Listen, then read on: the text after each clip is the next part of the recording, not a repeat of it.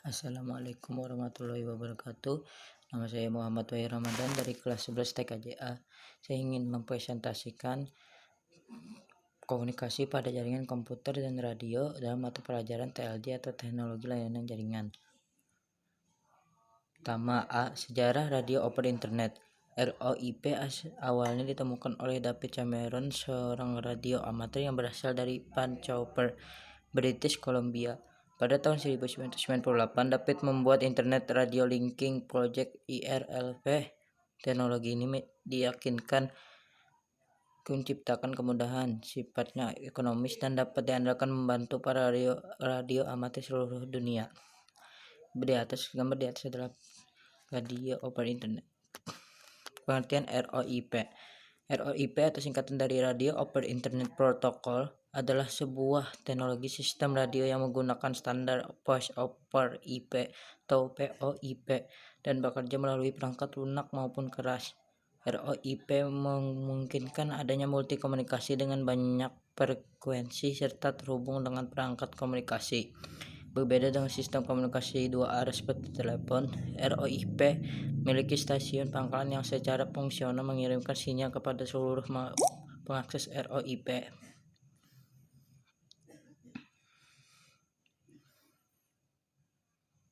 B. Jenis-jenis protokol pendukung ROIP. 1. Base station. Pada ROIP, base station merupakan protokol penting sebagai jembatan antara pengguna dengan IP gateway. IP gateway perangkat yang dapat mengkonversi data ke dalam protokol internet. Mengacu pada suara diubah menjadi IP atau perangkat yang mengkonversi suara digital ke dalam paket IP. Gambar di atas adalah contoh dari base station. 2. IP gateway. IP gateway adalah IP yang berfungsi untuk menghubungkan jaringan lokal atau LAN dengan jaringan publik atau internet, atau bisa sebaliknya. IP gateway diibaratkan sebagai pintu keluar atau masuk atau sebagai sebuah gerbang antara LAN dengan internet. Contoh di atas adalah contoh dari IP gateway.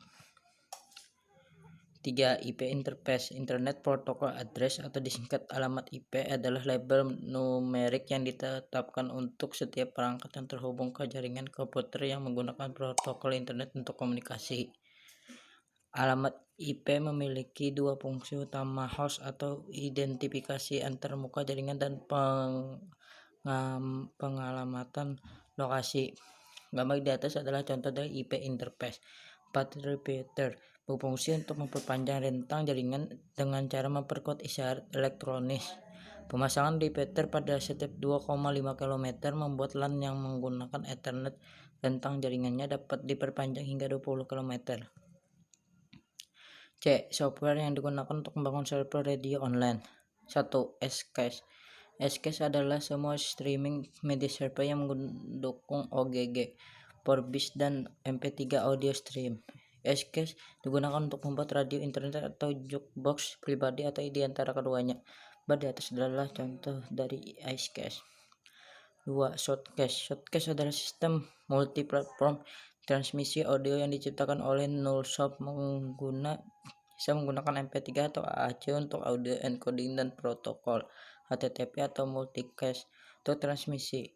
Klien dan server dapat menggunakan software yang tersedia untuk Windows, FreeBSD, GNU, atau Linux. Gambar di atas adalah gambar shortcast radio. 3. DSS. Darwin Streaming Server. Darwin Streaming Server atau DSS adalah streaming server open source yang dirilis Apple yang mendukung delivery konten melalui streaming konten media seperti MP4 ataupun 3GV. Gambar di samping adalah logo dari DSS atau Darwin Streaming Server. D. Cara informasi tentang perangkat komunikasi pada jaringan telepon dan komputer berbasis kabel atau wireline. 1. Kabel tembaga. Kabel tembaga dikenal sebagai elemen yang paling kompatibel untuk peralatan listrik. Tembaga yang memiliki karakteristik grip yang sangat baik yang menunjukkan keuntungan selama penyambungan kabel. 2. Fiber optik. Fiber optik ini terdiri dari satu atau lebih untaian kaca atau silika. Ini pada dasarnya adalah pandu gelombang dielektrik yang bekerja pada frekuensi optik. Fiber optik menggunakan prinsip refleksi internet total untuk mengirimkan kekuatan elektromagnetik dalam bentuk foton atau partikel cahaya. Gambar sebelah kiri adalah contoh dari kabel tembaga dan sebelah kanan adalah contoh dari kabel fiber optik. 3. Hybrid.